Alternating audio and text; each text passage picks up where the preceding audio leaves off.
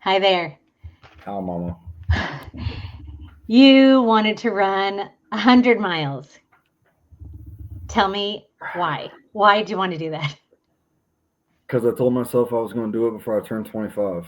I started running last year, and very quickly after the first marathon, after the first couple of ultras, I knew the percentage of people that run 100 miles is very, very low, and I wanted to be a part of that crew. And although it was a couple of weeks after my 25th birthday, it happened very close, and I'd say that was the biggest reason. I said I was going to do it, and I like to commit to what I say I do. So. I thought you were going to say because running is dope. No, one of my favorite hats, and I Yeah. do think running is dope. But Yeah. yeah, no, it all plays a role. I definitely enjoy it. That's the enjoyment of and the challenge of it is definitely part of the reason I want to do it too. There's so many reasons. There's not just one. Yeah. The reasons go on and on. So you chose to run the Florida Keys 100 from Key Largo to Key West, May Yep. 17th, 2025. You knew it was going to be hot. You knew it was going to be humid. We were sort of battling the heat and the temperatures. It was 81 degrees at the start line. Saturday morning, 5:50 a.m. Your toes are on the start line, and I have to say, from being your mom, from being a crew member, I mean, you were dialed in at the beginning and the whole time. You were shutting off your shins from the beginning, just like the mental game of telling your body what you are doing. Start line seemed smooth. Yeah, no, it was just exciting. I was ready to be back towards it. I'd worked so hard. I was so hungry for it. I was ready to check it off the list, but I knew that it was going to be a long day. I knew it was going to be hot, but what I knew I could control was my mindset right off the bat, and that was the biggest difference in all the other races that I've done, including my first failed attempt at 100 miles back in December 6 months ago, the Daytona 100, when I only completed 73 miles. That was the biggest difference of Keys 100 is that I had 100% control of my mind. You never know what your body's going to do. You never know what the weather's going to do. Uh, you've prepared and you've planned and you know what you want your body to do, but and the weather, you watch it and you follow it as best as you can, but you don't know. What you have control over is the 6 inches between your ears, and I knew that from previous experiences, and I knew that going in that as long as my mind was strong, there nothing else was going to take me out. Yeah, I feel like you were dialed in on the start line or the finish line from the whole thing. In fact, a couple of weeks before the race, I had done some quiet time myself and said, okay, Eli asked me to crew. I can't be a baby about it. I can't cry when I see him hurting because it is going to be hard to watch sometimes. Yeah, Uh, and I knew what I wanted to bring was the belief, the encouragement, the you can do this. If you ever wavered, even though I never saw you waver, Jonathan, I knew he could bring strategy and the analytics, the mechanics, the fixing your feet. Like, oh, you have a headache. Oh, we need caffeine pills. I knew he could bring strategy to it. Samuel, your brother, was going to be the fun guy, the playful guy. He had the most experience yeah, in uh, crewing for you, so he sure. knows you. You're one of your best friends in the world, and you had to bring the push, the mental game, the physical game. You had to bring so much to it. Yeah. What was your preparation to get you to toes on the start line that day? Yeah, no, it was a lot. I would say there was two things. There was the failed attempt at the first 100 back in December, and I call it a failed attempt because I didn't complete the task at hand. But the lessons learned and the experience gained and the knowledge uh, that I gained during that attempt is what made Keys 100 come to life and was able to get that done. But then also the preparation of what I did physically on my body of 12 weeks of my first ever hard training block of committing to a regimen, if you will, committing to a plan. Although a quick injury did throw that off weeks 8, 9, and 10. It suffered some dealt with some shin splints. I shouldn't even say suffered. It was just part of it. It's part of the story. It's part of what was going to happen. Really prepared myself as strong as I possibly, physically could get my body in shape, run on dead legs, all that good stuff. But then the experience and the knowledge that from attempt one that led into keys is one of the biggest key factors that allowed for success at the keys. And then of course the mindset that I've already kind of touched on, but the mindset of there was no wavering. There was no, it was hard. And that's part of the reason I signed up for it. I knew it was going to be hard. I knew it was going to be a challenge, and I knew there was going to be obstacles. But what never changed was me 110% knowing I was going to cross that finish line. I visualized that a million times. I saw it. I believed it.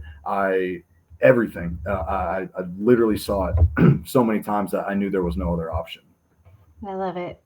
Let's break the race down. Really 100 miles, you can think of it as 4 marathons. Yeah. And from my seat, the first marathon, you were working out the kinks, getting used to the heat, getting Yep. your stomach right. You had some, my job was to keep you eating 500 calories an hour. Yeah. And I brought my notebook along. I wanted to keep track. So we really knew that you had enough food and nutrition and hydration. And I have to say, in that first hour or so, we were a couple hours. It was worrisome because you'd take a bite of something, spit it out. You'd come back and you go, I threw up on the trail, like your stomach wasn't right. And I know it Yeah. was due to the heat, but we eventually got that figured out. So it's almost like the first marathon was some trial and error and getting going. 100%. Yeah. And then the middle two seemed easier, and then the last one seemed like, oh my gosh, this is tough going. Yeah, no, I think that's exactly how it went down. The first marathon was simply figuring it out. It was dealing with the heat. It was getting, I don't think I hit 500 calories until mile 4, or no, excuse me, not mile 4, hour 4. Like literally the first 4 miles combined 500 calories when I should have been at probably closer to 1500. The goal was 300 to 500 every hour. And closer to that 500 range, just due to my weight, due to my size, due to how many calories I burn. But no, you're 100% right. The first marathon was simply figuring it out. It was finding that groove. It was, really buckling down that this is my new life. This is how I'm living until I cross 100 miles, the 100-mile finish line. And yeah, it was just figuring it out. And you can't really have many problems. Like, you have obstacles. If you look at them as an obstacle, it's not a problem because it has to be solvable. You can't have a problem at mile 18 and think you're just going to deal with it for the next 72 miles. And that was a big learning lesson from Daytona. I just dealt with the shit. And sometimes you do have to deal with it, but sometimes you get to actually, like with action, deal with it, not just get through it and really fix the problem and take some of the problems out that we had in Daytona that we did not find in the Keys. I specifically remember you finding your gratitude gear. It was mile 9.8. Like, so those first 10 miles, you seemed very focused on yourself. You were thinking about your feet, and you're sweating, and it's hot, and I'm not eating like I should, and am I drinking enough?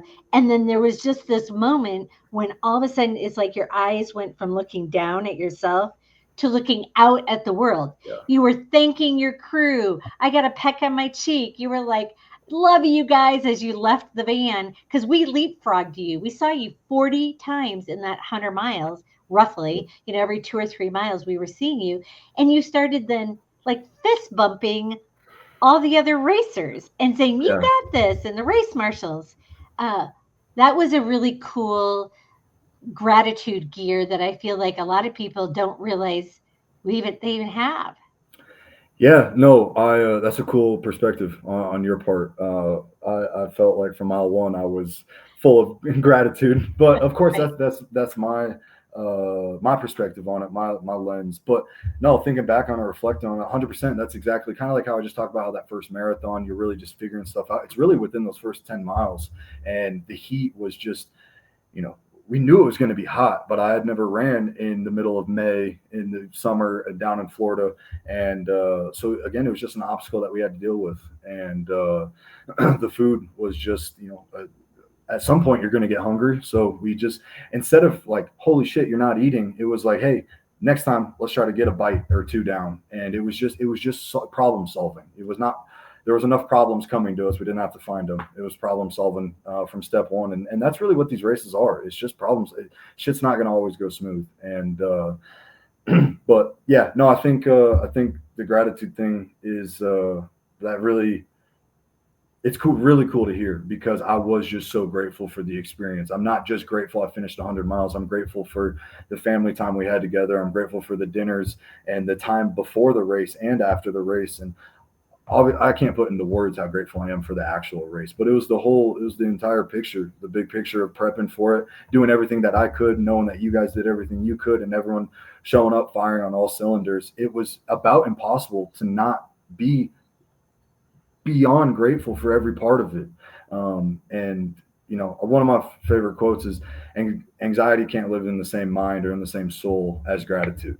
And I remember thinking about that the whole 100 miles, because without, I wasn't super nervous. I had been there, I'd done it. I was confident in myself, and I knew that I was crossing that finish line no matter what it took. But inevitably I was anxious, I was nervous. And but sitting in gratitude and cheering on other people while they're dying right next to you, and there's other people that have way bigger obstacles, way bigger problems. They had injuries earlier, they couldn't keep any food down. I was grateful I could keep 2 bites down, even if it wasn't what we were supposed to be doing.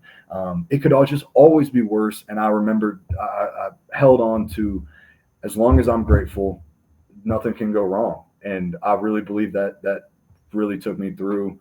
And again, not just getting it done, but enjoying the whole process, cheering people on, loving on y'all, hugging on you guys. Like, you guys didn't expect that. And it was kind of fun to surprise people with it, if you will. So, Right.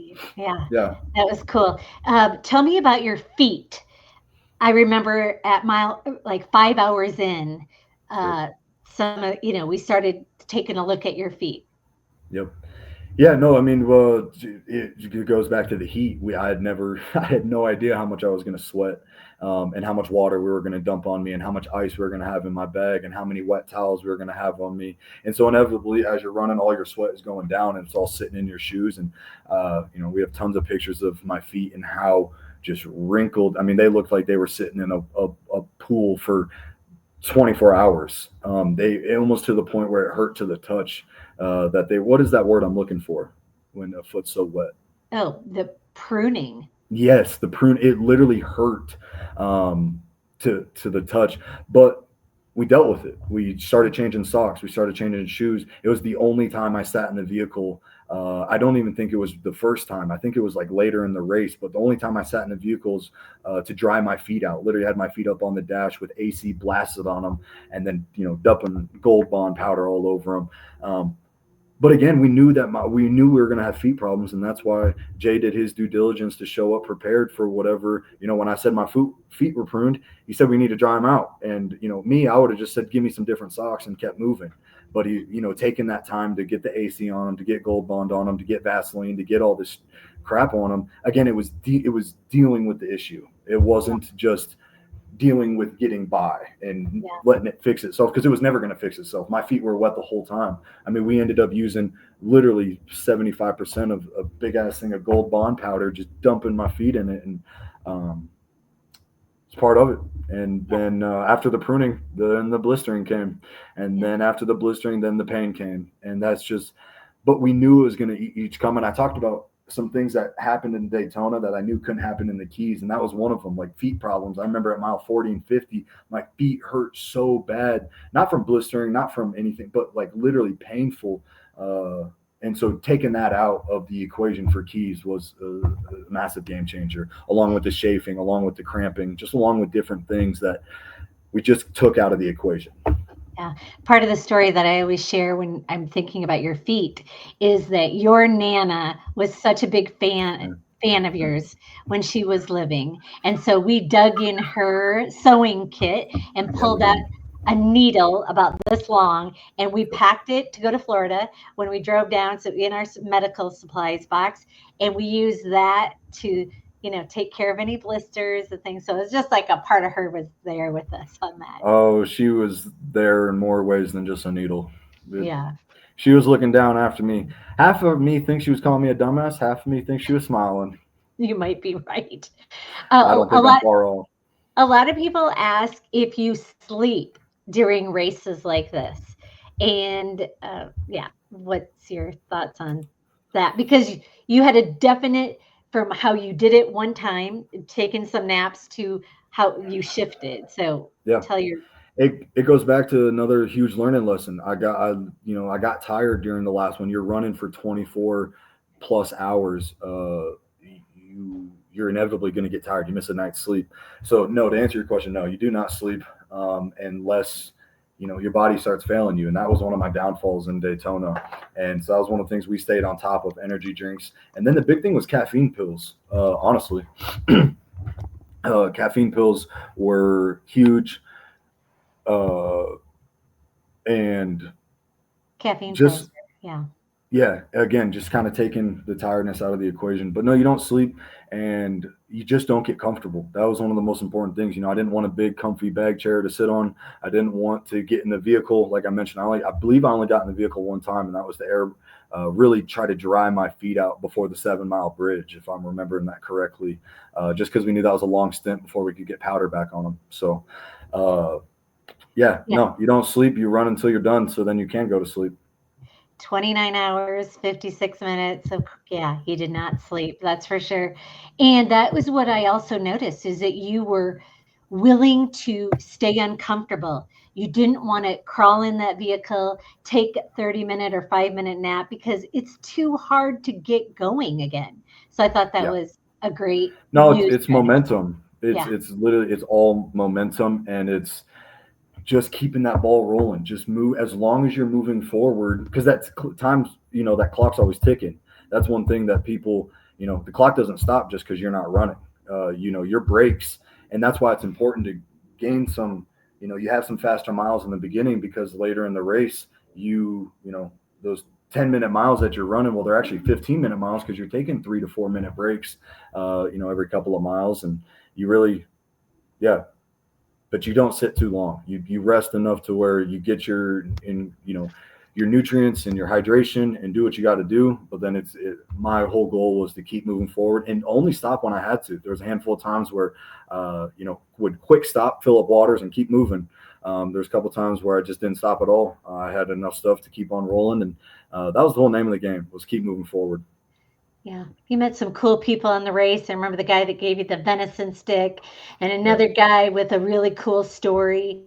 yeah. Um, I'm not sure Mr. I could Tony and even. Mr. Brad, I remember both of them. I'm not Yep. even sure I could keep a hold a conversation, But I suppose you do that because you're a social guy and you wanna get some miles down the road talking to people. And Yeah.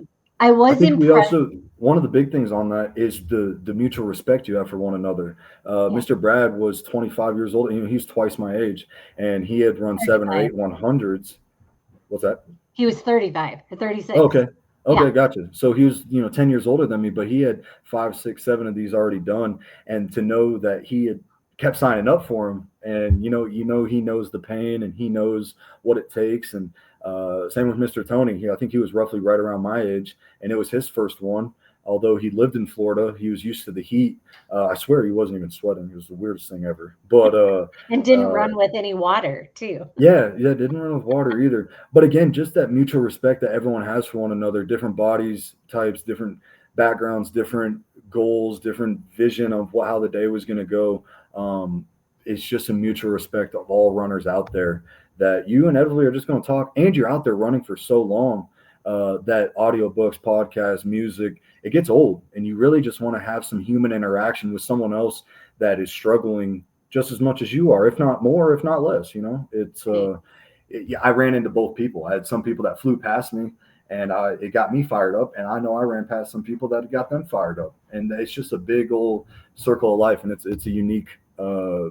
It's just a unique experience that is hard to put into words. I had mad respect for you when you uh, started off slow and not Yep. slow. Oh my gosh, who am I to call you slow? But you stayed steady, I should say, and stayed Conservative. Yeah. consistent. You were conservative. And then, a lot of times people will say to me, what was the best part of the race? And for me, one of the most mind blowing parts was at mile 65 in the middle of the night. You've been running for what 12 20 18, 18 hours. Yeah. 18 hours, and you started running faster. How do you lay down, how do you go faster after so many hours of running? I think it all goes back to two things: my preparation and my physical fitness of the 12-week training block that I committed to and put myself through before attacking a 100-mile race again. Those back-to-back, 10, 15, 20-mile runs on the weekends after 4 or 5 runs during the week, like that. You train yourself to run on tired legs because at mile 60 you are not fresh. Obviously, you're 60 miles done, but you still have 40 miles to go, which it's kind of hard to, now that I've done it, it makes sense to me, but to put that into words, you have 60 done, you have 40 left. It's a beautiful thing, but it's like a holy shit thing at the same time. But again, that's where the preparation physically comes into. But more than anything, it's right here that it's supposed to be hard. It's not supposed to be easy. I knew it was going to take everything in my tank and some, and so, anyways, when I got to mile 60, I told myself all day, if I'm conservative and I'm a little bit slower while the sun's beating my ass, as soon as that sun goes under, I get to pick it back up and I get to gain some speed. And then once I kind of committed to that, I couldn't talk myself into moving any faster while the sun was up. And so very quickly, I recognized that, hey, this is what I said I was going to do. When that sun drops, I have to get going. And again, just like I said, I was going to run 100 miles. When I say I'm going to do something, I try to I hold myself to that standard of doing it. And so as soon as that sun went under, we hit the 50-mile bridge, and that 7 miles was a little scary with running out of water and all that good stuff. So it didn't, we didn't start dropping the hammer right there, but right after that 7 mile bridge at 57, that's when the fun started. That's also when I finally started closing the gap a little bit on my best friend being out in front of me all day. And it's, talk about another gratitude moment. I'm so grateful I got a best friend that's willing to do this, willing to put himself out there and do this shit with me. And not only that, but he leads from the front. He led that race the whole time, and it was I it's very easy to think, hey, he's struggling too. It's hot for him too. It's all this stuff, and that's one of the things that just kind of keeps me moving forward. Wow. Yeah. Uh, yeah, I'm speechless on how stayed consistent and then got out there and just laid down some fast miles. You called it naked running because you gave up your phone, you gave up your headphones, you stopped listening to stuff. It was you and the nighttime.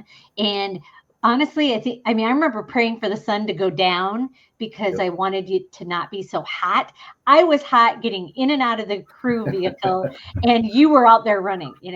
And then we were, praying for that nighttime to cool, a little bit of a Yep. breeze to just, last forever. And you really made some great tracks. So you eventually caught Briley. You ran together for a lot of miles, and you're a social guy. I know you probably appreciated running with him, and Absolutely. yeah. Then Yeah, no, that was one of the coolest parts of the whole thing. And because I told him before the race that I think it would be really cool to cross that finish line together. And I knew from past experiences from Daytona, him finishing it and getting it done, that it was up to me for us to finish together. With him being out front the whole time, and again, I said that we were going to finish together. I'm the one who kind of fell behind. With a plan. I fell behind with a plan, in my opinion. And anyways, no, it was super fun, and I think that also helped ignite the fire once that sun went down. To not try to catch him. It wasn't about catching him or beating him. It was about finishing it with him and getting some miles in together. But before all that, like getting those fast miles done. Going back to the naked running, I don't want to skip over this because this is important to me. And I would say that I went into kind of my Goggins mindset of dropping the phone, dropping all the distractions. And that's where the training comes into play. All those back to back 10, 15, 20-mile runs on Saturday mornings by myself. No, everyone else is sleeping, they're hungover, they're whatever. All those miles ran by yourself is what allows you to be able to go out and run 57 to 75. What is that? 23 miles fast and by yourself and with excitement, because that's what I had done. I don't really train with people. I do all those miles on my own. So then when I do get to get out there and I meet people like Mr. Brad, Mr. Tony, have my best friend Briley out there with me, again, gratitude. How can you not be grateful for that? I've ran all these miles on my own. I finally get to run with other people that are struggling and enjoying the process too. Again, I just think it's a beautiful thing, and I'm grateful that I do all that shit by myself. So then when I do get to, because like you said, I obviously enjoy talking. I like being around people. I'm a social person, but I really believe to do some things like run a 100-mile race, if you don't spend a lot of time by yourself and a lot of preparation by yourself, there's no one else that can do it for you. You can get cheered on by everyone. You can get, you can have everyone say the nicest things to you. But if you haven't spent time with yourself preparing for this, you're not going to get it done. Yeah. Well, you overcame any problem that we had, and you knew from all your past running that there's going to be problems. You just had to find solutions and get over it. Uh, Chafing was an issue in your one of the races you didn't finish. Yep. Yeah, I don't even know. I don't know what to ask about that except for you just managed it, and it just didn't become an issue till mile 85. Yeah, no, that's one of the, again, just the failure of Daytona was such a learning lesson on so many levels. Again, I keep talking about things I knew I needed to take out of the equation of keys: chafing, cramping, tiredness. Like, I think those were the three big things. And like, cramping was the first one that happened in Daytona, and it was at like mile 30, and I started having horrible cramps. And then it turned into chafing at like mile 45. And a little chafing, a little cramping isn't bad if you only have a couple more miles to go. I wasn't 50% done with the race. So, and then of course the tiredness kicked in miles 55, 60, whatever. But for keys, like you mentioned, the cramping, it came kind of early, just due to the heat and everything, but we dealt with it. We hammered it right away, and I didn't just try to power through it. So we dealt with it, and then I didn't deal. I want to say it was around mile 30, 35. There was some cramps. But I was constant on pickle juice. I was constant on electrolytes. Again, just constant on trying to solve the problem, not just dealing with it. And then the chafing, the chafing didn't start till mile 85. 40 miles later than attempt number one. And then the tiredness just never really came because I knew that was one of my downfalls. I knew getting comfortable. I mean, who the hell doesn't want to lay down after 50 miles, 60 miles, 70 miles, 80 miles? And I knew that was one of the things I had to keep myself from.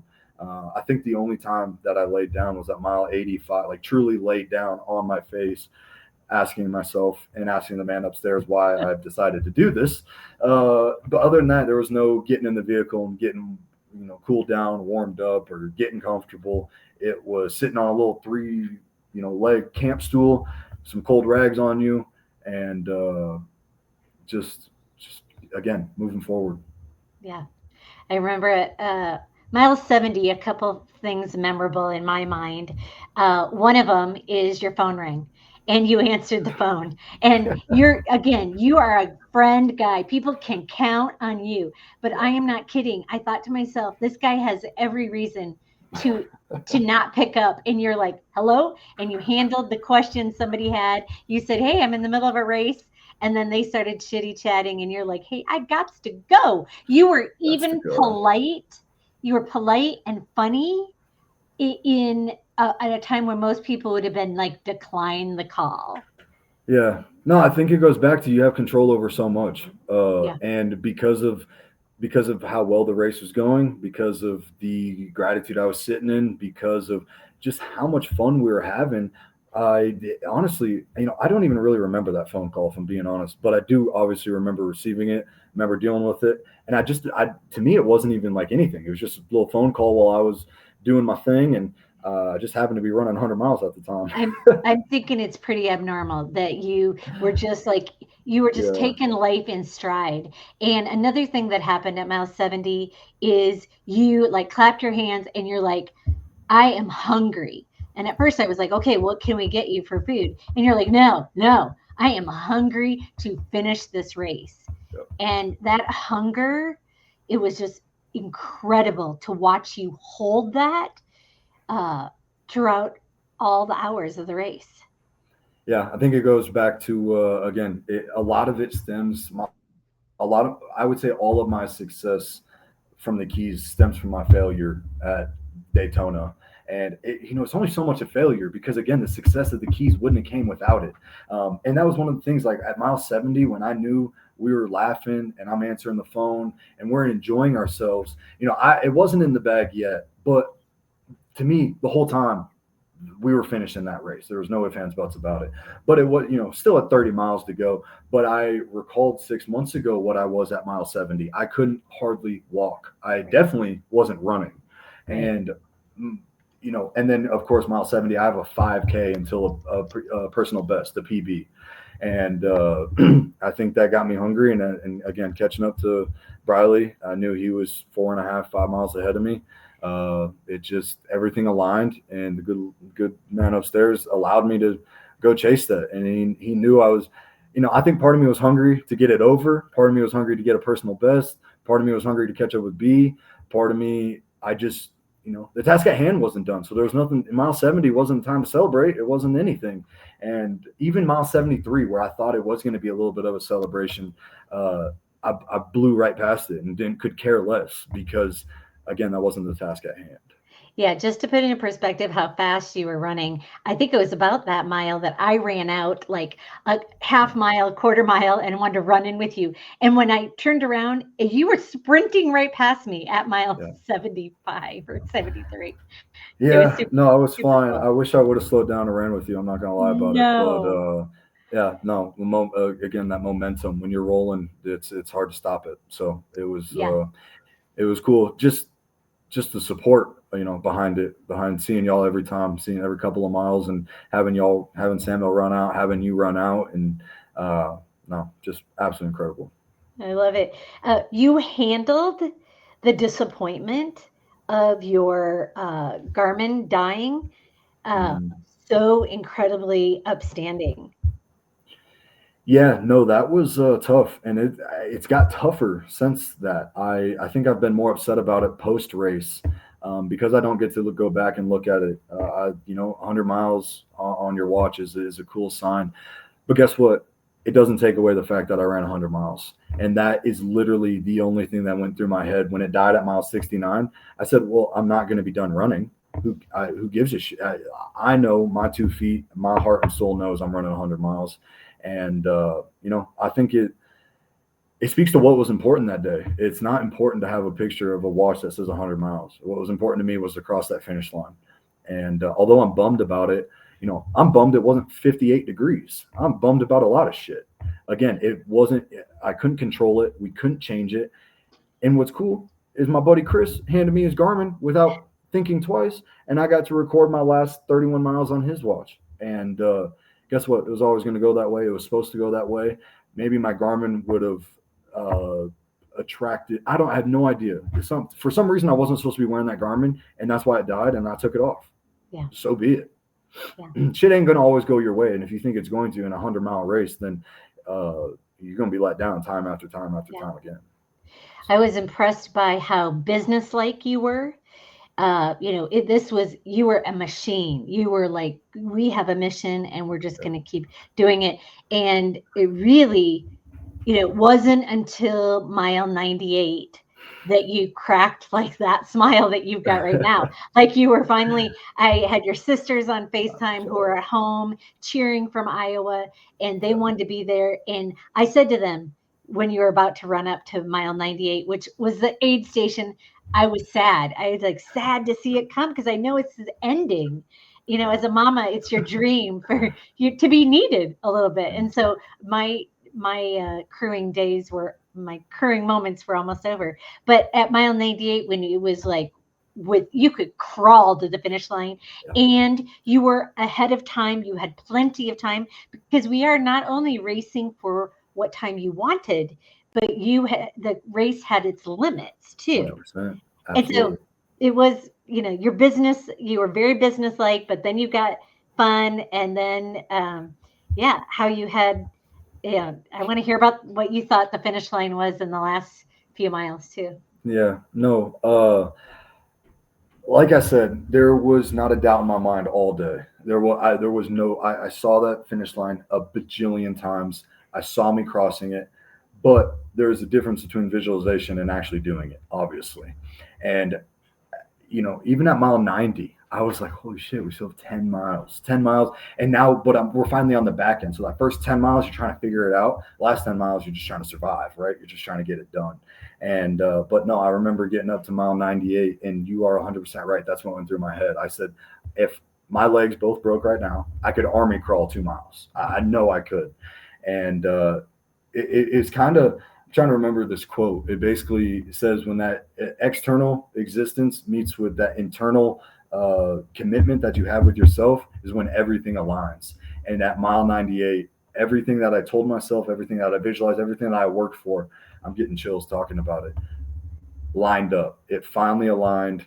All the preparation, all the hard work, all the 98 miles beforehand, all the 12 weeks before that single day of running, everything finally aligned.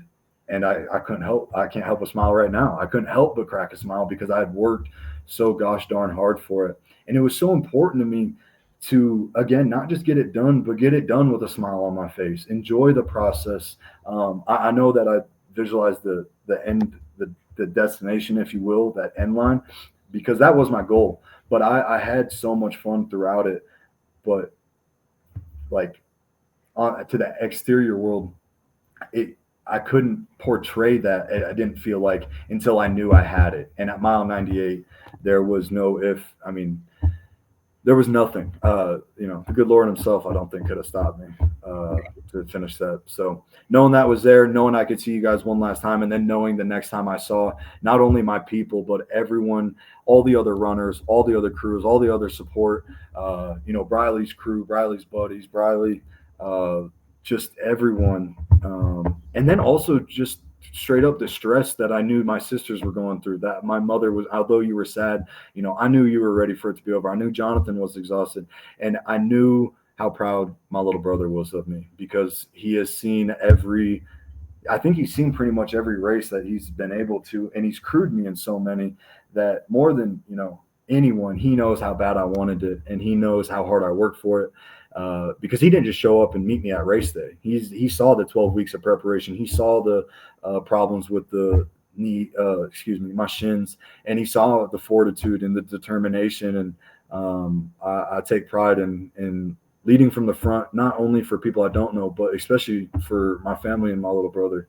And knowing that how proud he was of me was, again, I have chills talking about it because I worked so hard for that. And then the last thing I'm going to add to it is how much of a disappointment to myself it would have been to have my parents, to have my brother, to have everything that we put into this race, to A, not finish it, but then to B, not finish it with a smile, and enjoying the process. It is truly just an experience that I will experience this again. I'll be the first one to admit it, but I'll never experience it to the level of love and support and kindness that was surrounded by me with my crew, because it was my parents and my brother that got me through the whole damn thing.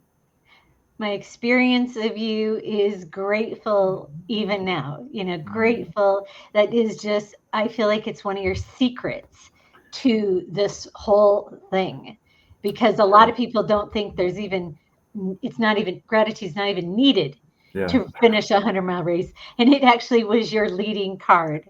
It was the forefront of it all. Yeah, no, it was gratitude and it was visualization. And then, of course, it was just the experiences of everything else that I've been through. But without gratitude, there was nothing else mattered. Like it just, I wish I could put it into one sentence, but I think I actually just did. I think without gratitude, literally nothing else mattered. It didn't matter that I wasn't having body problems. Something would have came up. It didn't matter that, the food or whatever Well, just something would have. I just feel I really believe that, and I believe again that anxiety, nervousness, uh, just shitty things cannot get you if you are just sitting in gratitude. I'm grateful that I couldn't eat at first because God, when I could start eating, that food tasted so good. I'm grateful that sun beat my ass because at night when it went down, it was a glorious, beautiful night of running, and even though we were 60 miles in, it was just awesome. And then everything that sucked ended up being beautiful, and that's kind of how these races go. I think that's kind of running in general, and honestly, I think it's kind of life in general. Everything's shitty at the beginning because you're new to it. You're not really sure what you're doing. It's obstacles, but if you're grateful for it, if you prepare for it, and you believe in yourself, I really don't think there's a gosh darn thing you can't do. Yeah. Yeah, you had some like golden nuggets that are just perfect for like living life. And I couldn't believe you had energy or even just the wherewithal, the mental game at the finish line to do a little kick, a side kick, like people, The old heel click. yeah, all my friends that saw you at the finish line were like, "He looks so strong. He looks like he has energy. He looks energized almost at the end." And I know you said like I didn't really have any extra at the end. Yeah, no, like I said, it was important to me to finish with some class and to finish with a smile. But that is the only energy I had. And I would say gratitude got me there. I was so grateful not to be done with the race, but so grateful I did what I said I was going to do, and that was to cross the 100-mile finish line. And but no, let's set this story straight. Eli's tank was empty. I had nothing left. That heel click took everything I had. It's would have been funny if I injured myself doing that. It wouldn't have been funny, but thank God I was 10 feet from the finish line. It was something that I did all day that brought a lot of smiles. It brought a lot of laughs. It brought a lot of cheers. And it was one of the things that I don't, we go back and look at all the footage, and somewhere in there we'll find the first one. But it was probably right after, if I had to guess, right after the 10-mile mark, right after I got my bearings, right after I was selfish and got me on the right track.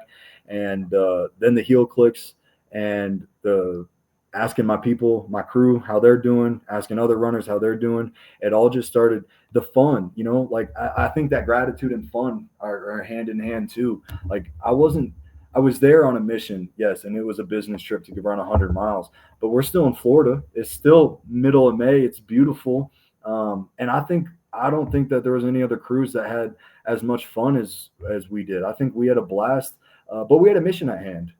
So it wasn't all jokes and stuff, but we laughed a ton. We took selfies. We just had a ball. We had an experience, and that's what I hold so close to me. Like the 100 miles is cool, but now that I got one done, like I said, I'll be the first to admit there's going to be lots more 100-mile races, but to experience mile 20, 40, 60, 80, 100 with my parents, and to be able to experience kissing you on the cheek and eating cookies and making jokes and hearing Jonathan's stories about running while I'm out running. And, that's where the shit all started. Like, from a young kid, seeing him run all the marathons and stuff. And obviously I've taken it up a couple of notches, but that's what I do with most things that I get introduced to. I like what someone introduces me to, and I try to take it up a couple of things. But, having his knowledge, and then, that last thing on that is the belief. You've already talked about it. You had to believe, and knowing that y'all believed in me it gave me so much more belief in myself, because I built it up, and I again, I wouldn't have signed up for the race if I didn't believe. And there was a lot on the line, getting us all down there, taking time out of everyone's lives.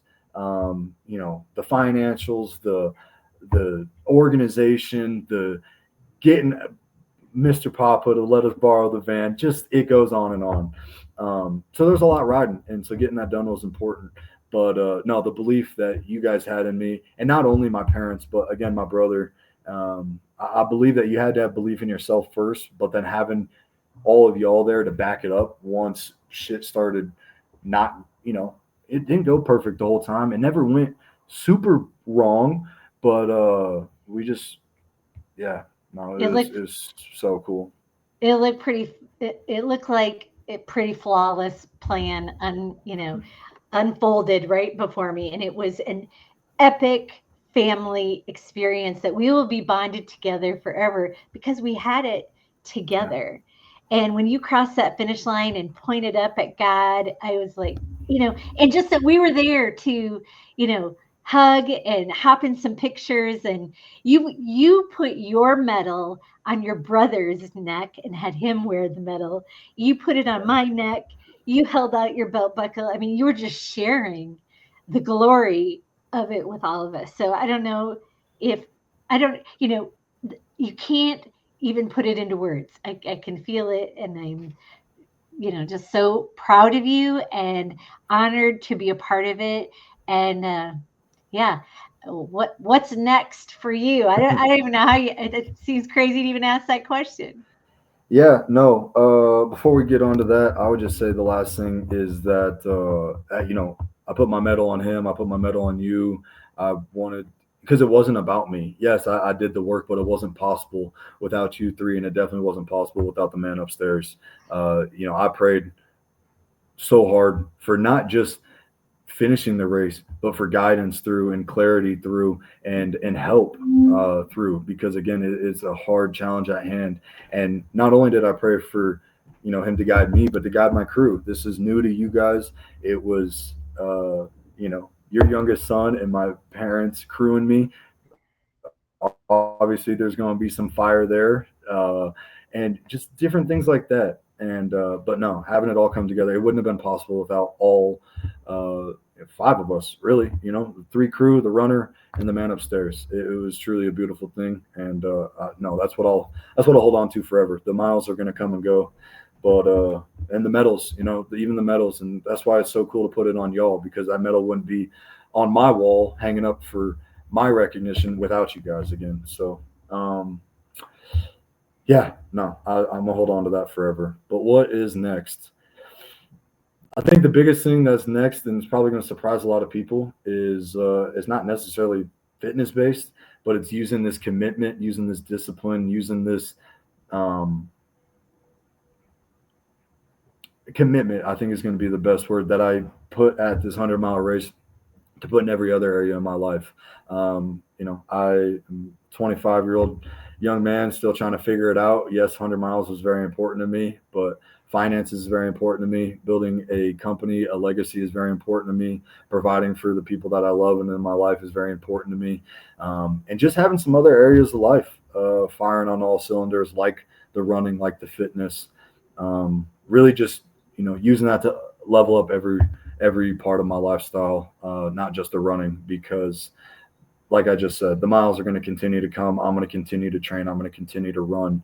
Um, that's inevitable, but bringing everything else up with that so we can be, kind of more just enjoy every aspect as much as I enjoy running is really where I plan on putting my focus. But I will add fitness wise, fast marathon. That's what's next. We're going to drop down the mileage and we're going to really try to work on a different type of discipline, a different type of thing that absolutely terrifies me, and that is running fast. I think my body is built and I have built my body to endure distance. I'm ready now to change gears and to do something a lot of people don't do, and that is to run 100 miles and then to run I keep saying a fast marathon because I'm not 100% sure what that time is going to be yet. I've only with all the running I've done, I've only ever ran 3 actual marathons, and they were all roughly 4 hours. So I think taking some time off that and getting it down to, I'm just going to go ahead and say it. Sub 3 hour marathon is what's on the plate next, and I don't have a time on it, but it's something that I'm going to start working towards. And like I said, it terrifies the hell out of me, so I'm going to pay a little more attention to it and see what we can do with it. Well, good luck to you, and I love you. I love you too, Mama. Thank you so much.